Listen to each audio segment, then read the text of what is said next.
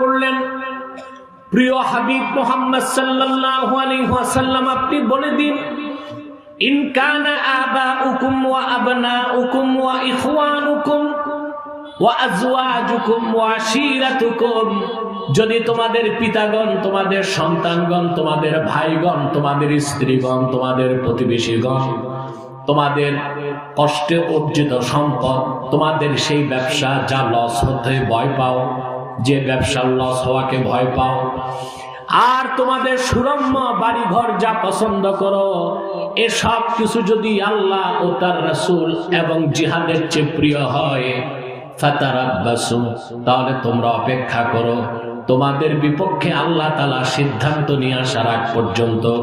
তার মানে হচ্ছে পিতামাতা, ছেলে সন্তান, আপন ভাই, স্ত্রী, নিকটাত্মীয়, চাকরি, ব্যবসা, নিজের জীবনের চেয়ে যতক্ষণ পর্যন্ত ব্যক্তির নিকট আল্লাহ তার রাসূল অধিক প্রিয় না হবেন, ততক্ষণ পর্যন্ত ব্যক্তিকে আল্লাহ রাব্বুল আলামিন মুমিন বলে স্বীকৃতি দিবেন না। আল্লাহর হাবিবের সুমহান সাহাবীগণ আল্লাহর এই কথায় উত্তীর্ণ হয়েছেন। সাহাবায়ে কেরাম রিদওয়ানুল্লাহি তাআলা আলাইহিম আজমাইন আল্লাহ তার রাসূলের ভালোবাসার কারণে বাপ ছেড়েছেন, মা ছেড়েছেন, সম্পদ ছেড়েছেন, বাড়িঘর ছেড়েছেন, চূড়ান্ত পর্যায়ে জীবন উৎসর্গ করে দিয়েছেন। বলেন সুবহানাল্লাহ। করছেন না? কথা বলেন। সাহাবায়ে কেরাম করছেন, পরীক্ষা উত্তীর্ণ হয়েছেন, সব কিছু আল্লাহ তার রাসূলকে বেশি ভালোবেসে দেখাইছেন। কথা বলেন। আমি একটা দৃষ্টান্ত দিচ্ছি আপনাদেরকে। রাসূলুল্লাহ সাল্লাল্লাহু আলাইহি ওয়াসাল্লামের একজন জলিলুল কদর সাহাবী ছিলেন মুসাব বিন উমাইর। বলেন তো কি নাম? রাদিয়াল্লাহু তাআলা। তিনি মক্কায়, তিনি আরবের সবচেয়ে ধনী মানুষদের একজন ছিলেন। কত ধন ছিল তার, একটা তথ্য থেকে বোঝা যায়। রেজাল শাস্ত্রবিদগণ বলেন, ইসলাম কবুলের আগে মুসাব বিন উমাইর প্রতিদিন তার দস্তরখানে 70 জন মেহমান নিয়ে পানাহার করতেন। সুবহানাল্লাহ বলবেন না? কতজন? প্রত্যেক মেহমানকে সোনার উপর বাটিতে খাদ্য পরিবেশন করতেন। মেহমানদারির পর বাটি ঘটিগুলো তিনি হাদিয়া করে দিতেন। যখন তিনি ইসলাম কবুল করলেন, পিতামাতা, আত্মীয় স্বজন সব ছাড়লেন, সহায় সম্পদ সব কিছু বর্জন করলেন। বদর যুদ্ধে তিনি আল্লাহর হাবিবের পক্ষে জিহাদে ঝাঁপিয়ে পড়েছেন। বদর যুদ্ধে মুসাব বিন উমাইর রাসূলুল্লাহর পক্ষে যুদ্ধ করেছেন, আর তারই আপন ভাই আমির বিন উমাইর কাফের ছিল, সে রাসূলুল্লাহর বিপক্ষে যুদ্ধ করেছে। ইসলামের আদর্শটা কত উন্নত, সবকিছু ঊর্ধ্বে চিন্তা করেন। এখানে রক্তের সম্পর্ক মুখ্য না, সম্পর্ক হবে ঈমান কার আছে। সুবহানাল্লাহ বলবেন না? বদর যুদ্ধে আল্লাহ রাসূলুল্লাহকে মহাবিজয় দিলেন সাল্লাল্লাহু আলাইহি ওয়াসাল্লাম। মুসাব বিন উমাইরের আপন ভাই গ্রেফতার হয়েছে। সাহাবায়ে কেরাম হাত পা বেঁধে দিয়েছেন। চতুর আমির বিন উমাইর সাহাবায়ে কেরামকে বললেন, ভাই, আমি রাসূলুল্লাহর বিশিষ্ট সাহাবী মুসাব বিন উমাইরের আপন ভাই। এই কথা শুনে সাহাবায়ে কেরাম তার হাত পায়ের বাঁধন ঢিলা করে দিয়েছে। সকালবেলা হযরত মুসাবকে তারা বলছেন, আপনার ভাই তো গ্রেফতার হয়েছে, আমরা তার হাত পা ঢিলা করে দিয়েছি আপনার ভাই পরিচয় পেয়ে। মুসাব বিন উমাইর রাদিয়াল্লাহু তাআলা আনহু বললেন, শোনেন সাহাবায়ে কেরাম, আল্লাহর হাবিব মুহাম্মদ সাল্লাল্লাহু আলাইহি ওয়াসাল্লামের বিরুদ্ধে অস্ত্র ধারণ করতে পারে এমন কোন কুলাঙ্গার আমি মুসাবের ভাই হতে পারে না।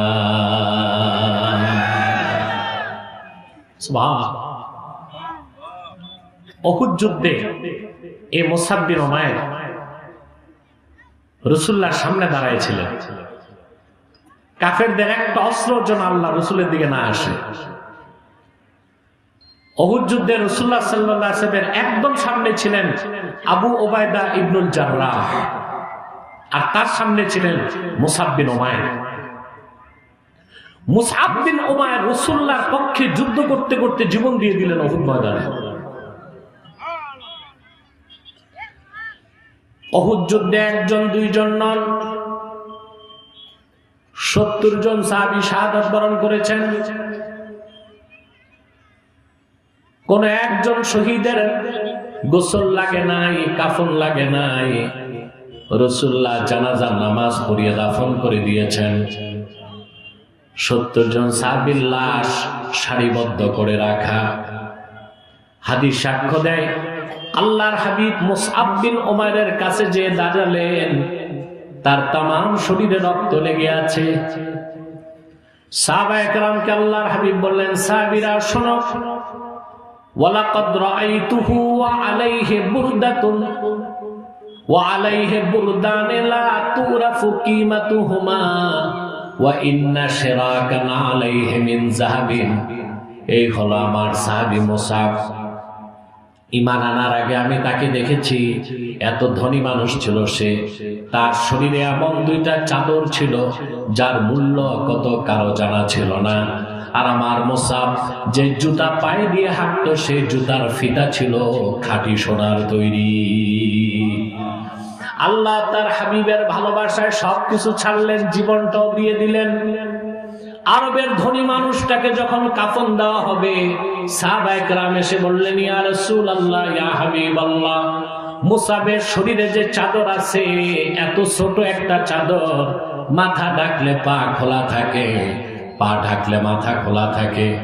আল্লাহর হাবিব বললেন, আমার মুসআবের মাথাটা চাদর দিয়ে ঢেকে দাও, আর তার পাটা ইদখির ঘাস দিয়ে ঢেকে দাও। সাহাবায়ে কেরাম তাদের জীবন থেকে, জান থেকে, মাল থেকে সব কিছুর চেয়ে বেশি আল্লাহ তার রাসূলের ভালোবাসা রাখতেন। সুবহানাল্লাহ। আমরাও যদি আল্লাহ তার হাবিবকে জীবনের চেয়ে বেশি ভালো না বাসতে পারি, যতক্ষণ পারবো না ততক্ষণ খাঁটি মুমিনের কাতারে আমাদের জায়গা হবে না। হবে না, হবে। রাসূলুল্লাহ সাল্লাল্লাহু আলাইহি ওয়াসাল্লামের ভালোবাসা জীবনের চেয়ে বেশি হলেই ওনার অনুসরণ করা সম্ভব। ওনার দ্বীনের জন্য মায়া থাকবে জীবনের চেয়ে বেশি, ঠিক কিনা বলেন? এই কথাগুলো বুঝতেছি আমরা? প্রিয় বন্ধুগণ, আল্লাহ তাআলা সে কথাই বলেছেন, কুল ইন কুনতুম তুহিব্বুনাল্লাহ ফাত্তাবিউনি ইউহিব্বুকুমুল্লাহ। প্রিয় রাসূল, আপনি বলুন, তোমরা যদি আল্লাহকে ভালোবেসে থাকো, আমি মুহাম্মদ সাল্লাল্লাহু আলাইহি ওয়াসাল্লামের অনুসরণ করো। এখন দ্বিতীয় শিক্ষাটা নিচ্ছি যে আল্লাহ তার হাবিব মুহাম্মদ সাল্লাল্লাহু আলাইহি ওয়াসাল্লামকে জীবনের চেয়ে বেশি ভালোবাসতে হবে। এই ভালোবাসা যার থাকবে, সেই আল্লাহর রাসূলের অনুসরণ করতে পারবে, নতুবা আল্লাহর রাসূলের পূর্ণাঙ্গ অনুসরণ করা সম্ভব হবে না। রাসূলুল্লাহর অনুসরণ বুঝি আমরা? কথা বলেন, বুঝি না তো। সেজন্যই তো রাসূলুল্লাহর অনুসরণ করি না। নামাজ রোজার ক্ষেত্রে অনুসরণ করি, বাকি জীবনের অন্যান্য অংশে করি না। আল্লাহর হাবিবের ইত্তেবা ছাড়া মুসলমান হওয়া যায় না। যাবে? রাসূলুল্লাহর অনুসরণটাই ইসলাম। আল্লাহর হাবিবের অনুসরণের মধ্যে ইসলাম, শরীয়ত, তরিকত, হাকিকত, মারিফত। রাসূলুল্লাহর ইত্তেবা বা অনুসরণের বাইরে কোনো শরীয়ত নাই, তরিকত নাই, হাকিকত নাই, মারিফত নাই, ইসলাম নাই। আছে? রাসূলুল্লাহর অনুসরণটাই ইসলাম।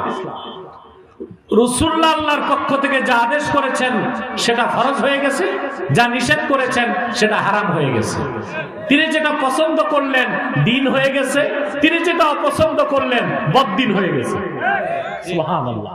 রাসূলুল্লাহর অনুসরণের বাইরে, আনুগত্যের বাইরে ইসলামের কোনো অস্তিত্ব নাই। কথা বুঝতেছেন? দেখেন, আপনি আল্লাহ রাসূল যেটা হুকুম করছেন আল্লাহ ফরজ করে দিয়েছেন, রাসূলুল্লাহ যেটা নিষেধ করছেন আল্লাহ হারাম করে দিয়েছেন, রাসূলুল্লাহ যেটা পছন্দ করছেন আল্লাহ দ্বীন বানায় দিয়েছেন, রাসূলুল্লাহ যেটা অপছন্দ করছেন আল্লাহ দ্বীন থেকে বের করে দিয়েছেন। যেমন বুখারী শরীফের হাদিস, হিজরতের পর রাসূলুল্লাহ সাল্লাল্লাহু আলাইহি সাল্লাম 16 কি 17 মাস বাইতুল মুকাদ্দাসের দিকে নামাজ পড়েছেন। কয় মাস কথা বলেন? 16 কি 17 মাস। এখানে সাক্ষ্যের আবি আছে। বাইতুল মুকাদ্দাসের দিকে, ওইটাই তো আমাদের প্রথম কিবলা। শুধু প্রথম কিবলা না, বাইতুল মুকাদ্দাসে মেরাজের রাতে রাসূলুল্লাহ উপস্থিত হয়েছিলেন। 1 লক্ষের উপর পয়গম্বর আল্লাহ রাসূলের পিছনে নামাজ পড়েছেন।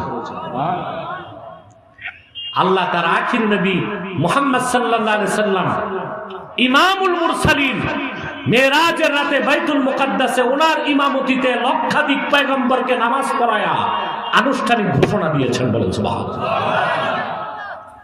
রাসূলুল্লাহ নূরের পায়ের ছোঁয়া লেগে বাইতুল মুকাদ্দাস হয়ে গেছে। 2টা বছর ইহুদিরা ফিলিস্তিনে বোমা মারল।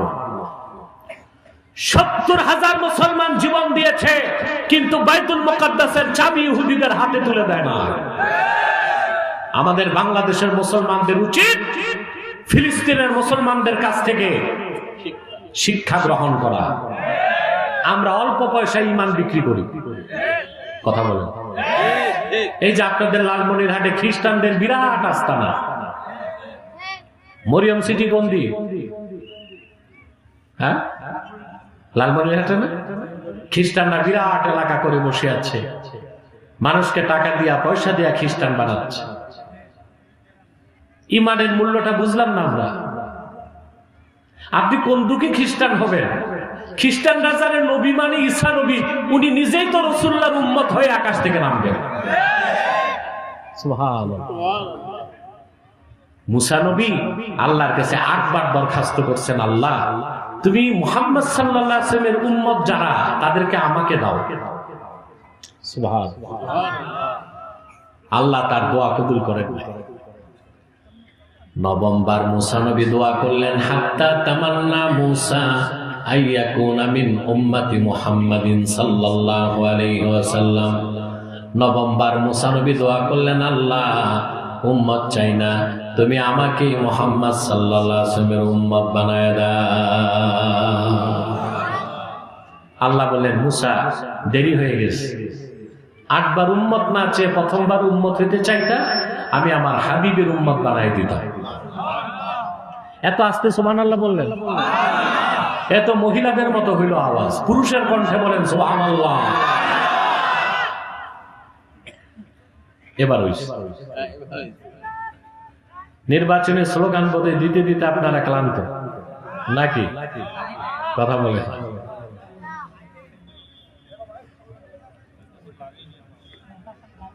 প্রিয় বন্ধুগণ, ঈসা আলাইহিস সালাম এই ঘটনা জানতেন। তিনি সবসময় আল্লাহর কাছে দোয়া করতেন, আল্লাহুম্মা জাআলনি মিন উম্মতি মুহাম্মদ। ঈসা ইবনে মারইয়াম আল্লাহর কাছে দোয়া করতেন, আল্লাহ তুমি আমাকে মুহাম্মদ সাল্লাল্লাহু আলাইহি ওয়াসাল্লামের উম্মত বানাও। আল্লাহ তার দোয়া কবুল করছেন। ইহুদিরা যখন তাকে হত্যা করতে গেছে, হত্যা করতে পারে নাই। ঈসা ইবনে মারইয়ামকে আল্লাহ জীবিত অবস্থায় আকাশে তুলে নিয়েছেন। ঈসা কই? দেখতে আল্লাহ সাদৃশ্য দিয়েছেন একজনকে, তাকে ইহুদিরা হত্যা করে বলে ঈসা শেষ। আল্লাহ বলেন না, ওটা ঈসা না, ওটা মিসা। ওটা কি? ঈসা কই? আফসোস, খ্রিস্টানরা আছে মিসানিয়া, মুসলমান আছে ঈসানিয়া।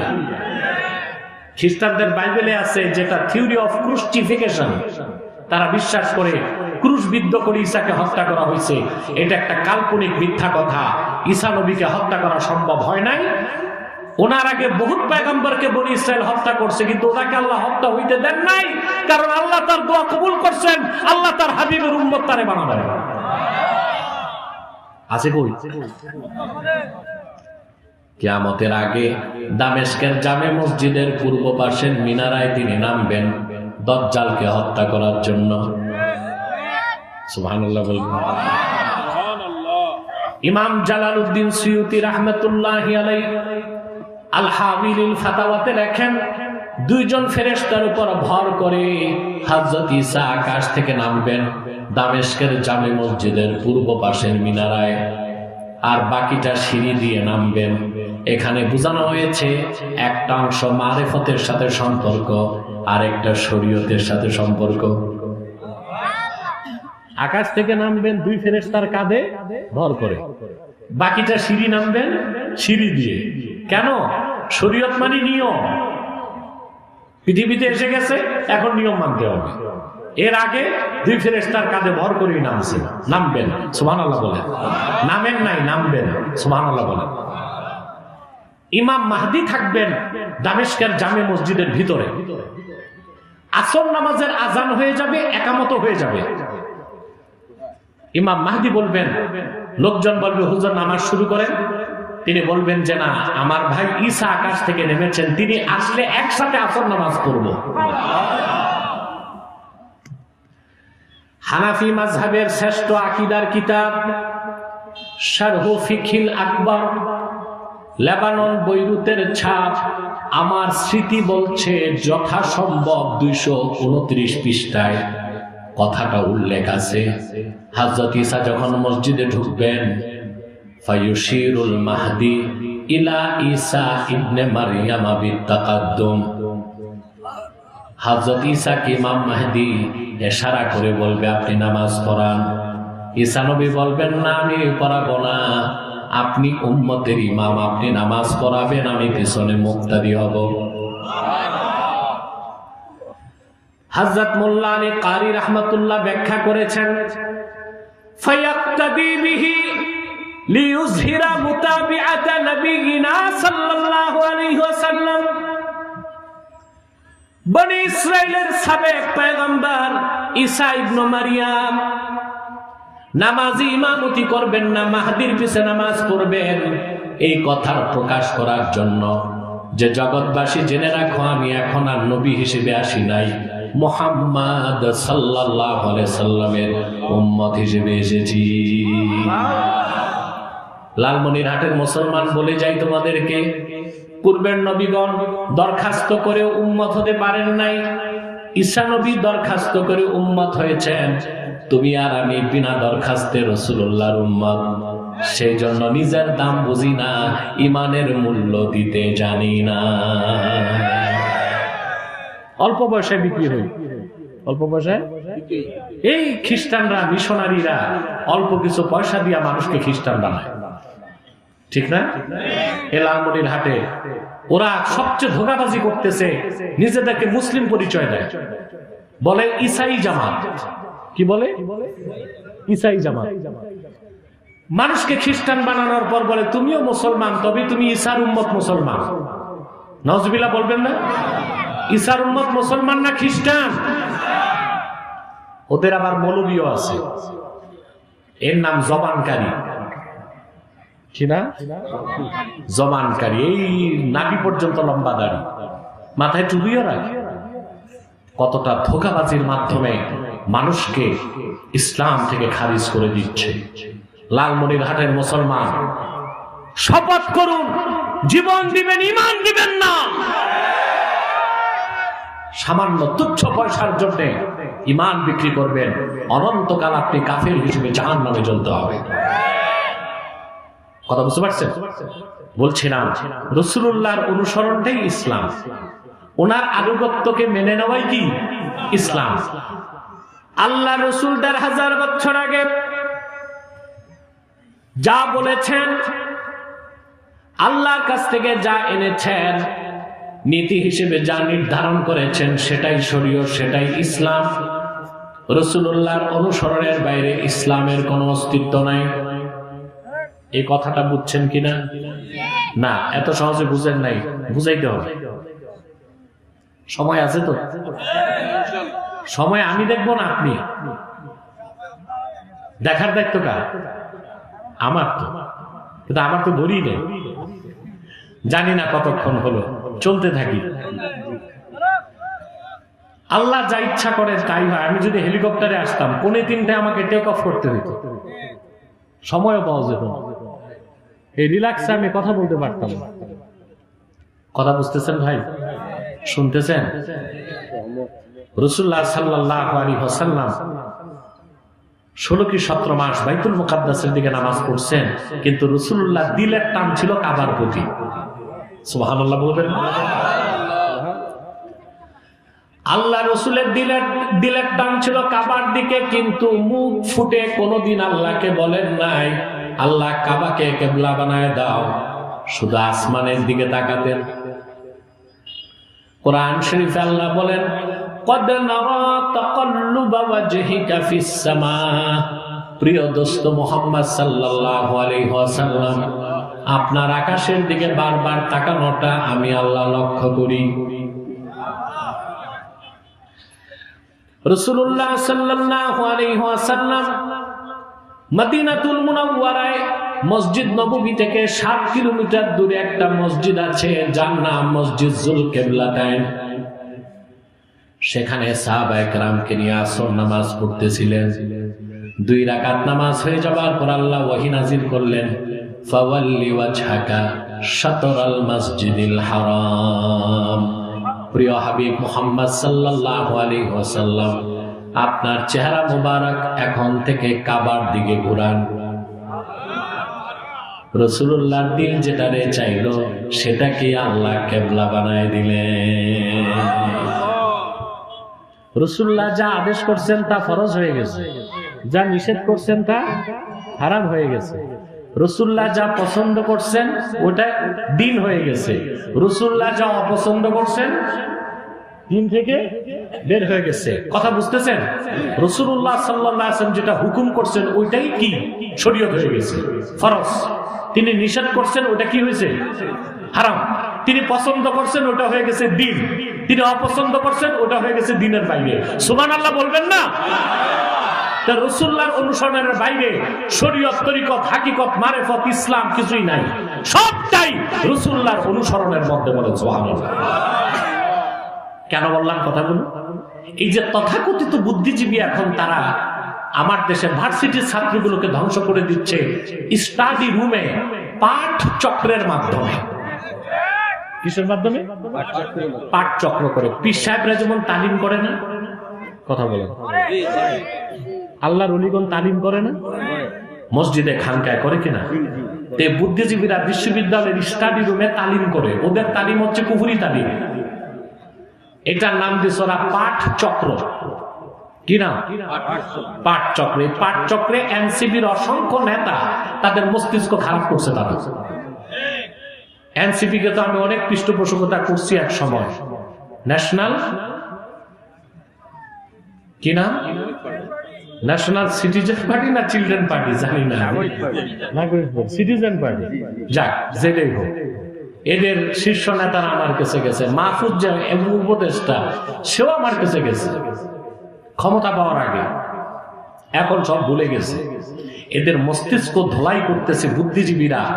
এই ছাত্রদেরকে উদ্বুদ্ধ করছে বাংলাদেশে বহুত্ববাদ প্রতিষ্ঠিত করতে চায়। বহুত্ববাদকে কোন মুসলমান মেনে নিতে পারে? বহুত্ববাদ মানে ট্রান্সজেন্ডারকে সমর্থন করতে হবে। নাউজুবিল্লাহ। বহুত্ববাদ মানে সমকামিতাকে সমর্থন করতে হবে। বহুকামিতা মানে ফ্রি মিক্সিং, লিভ টুগেদার, বিবাহ বহির্ভূত দৈহিক সম্পর্ক করবে। বহুত্ববাদ প্রতিষ্ঠিত হলে সরকারকে তার আইনি ভিত্তি দিতে হবে। মুসলমান এখন বাংলাদেশে ইসলাম ও তার মূল্যবোধের বিরোধী কোন মতবাদকে প্রতিষ্ঠিত হতে দেওয়া হবে না বাংলাদেশে। মানবেন? মানবেন? কোনদিন আমরা তা মেনে নিব? এই পাঠ চক্রে যে ছাত্রদেরকে শিখায় যে আমরা ইসলাম মানি, তবে সুফিবাদী ইসলাম। নাউজুবিল্লাহ। তাহলে বোঝা যায় ইসলামের ভার্সন আছে নাকি? স্টেজে নড়াচড়া না, চুপচাপ বসে। ইসলামের ভার্সন আছে, কথা বলে, প্যাটার্ন আছে। মানুষ যেটা বানায় সেটার ভার্সন হয়, মানুষ যেটা বানায় সেটার প্যাটার্ন থাকে ভিন্ন ভিন্ন। ইসলাম তো মানুষের রচিত নয়, তা তো আল্লাহ কর্তৃক প্রেরিত, আল্লাহর হাবিব কর্তৃক আনিত। সেজন্য বলি ইসলাম ভাগ হয় না, ভাগ করা যায় না। মুসলমান ভাগ হতে পারে, আর বুঝতে পারলাম, ইসলামের কোন ভার্সন নাই, কোন প্যাটার্ন নাই। ইসলাম একটাই, রাসূলুল্লাহ আল্লাহর কাছ থেকে যে জীবন বিধান এনেছেন সেটাই ইসলাম। ওইটার কোনো ভার্সন নাই, ওইটার কোনো প্যাটার্ন নাই। বলেন সুবহানাল্লাহ। এই কথা কেন বলে জানেন? বলে আমরা সুফিবাদী ইসলাম বিশ্বাস করি, পলিটিক্যাল ইসলাম বিশ্বাস করি না। বলে কেন ভাই, ইসলামে কি রাজনীতি নাই? ডেমোক্রেসি না, খেলাফত পদ্ধতি আছে কিনা? আমরা বিশ্বাস করি, বিশ্বাস করি, করি, করতেই হবে। এটা ইসলাম, পূর্ণাঙ্গ জীবন বিধান হিসেবে ইসলামকে বিশ্বাস করতে হবে। ইসলামী রাজনীতিকে বিশ্বাস করতেই হবে, তবে তা হতে হবে খেলাফা। কি হতে হবে? খেলাফা। এখন তারা ইসলামী রাজনীতি বিশ্বাস করে না, বলে আমরা সুফিবাদী ইসলামে বিশ্বাসী, পলিটিক্যাল ইসলাম বিশ্বাস করি না। সংগ্রামের কথা, বিপ্লবের কথা, জিহাদের কথা বললে বলে এটা তো রেডিক্যাল ইসলাম, এটা বিশ্বাস করি না। নাউজুবিল্লাহ বল। ইসলামের কোনো ভাগ নাই, কোনো ভার্সন নাই, ইসলাম একটাই। ইসলামী রাজনীতি পূর্ণাঙ্গ ইসলাম নয়, পূর্ণাঙ্গ ইসলামের অংশ। জিহাদ ফি সাবিলিল্লাহ পূর্ণাঙ্গ ইসলাম নয়, পূর্ণাঙ্গ ইসলামের অংশ। তরিকত, তাসাউফ, ইলমে মারিফাত পূর্ণাঙ্গ ইসলাম নয়, পূর্ণাঙ্গ ইসলামের অংশ। ইসলামের কোনো প্যাটার্ন নাই, কোনো ভার্সন নাই, ইসলাম একটাই। রাসূলুল্লাহ যা এনেছেন আল্লাহর কাছ থেকে সেটাই ইসলাম, ওর বাইরে কোনো ইসলাম নাই। আপনি যদি মুসলিম হতে চান, কোরআনের সংজ্ঞায় মুসলিম হতে হবে। কিসের সংজ্ঞায়? আপনার দাদার নাম নুরুদ্দিন, বাবার নাম সলিমউদ্দিন, আপনার নাম কলিমউদ্দিন, আপনি মুসলিম হয়ে যাবেন না? এত সহজ না। মুসলিম হবার যে ডেফিনেশন, যে সংজ্ঞা কোরআনে আছে, তা আপনাকে গ্রহণ করে মুসলিম হতে হবে। নতুবা মুসলিম হিসেবে আপনি পরিচয় দিতে পারবেন না। আপনার পরিচয় হবে কাফের, মুশরিক, মুনাফিক, জিন্দিক। ঠিক কিনা? মনোযোগ দেন। রাসূলুল্লাহর অনুসরণটাই ইসলাম।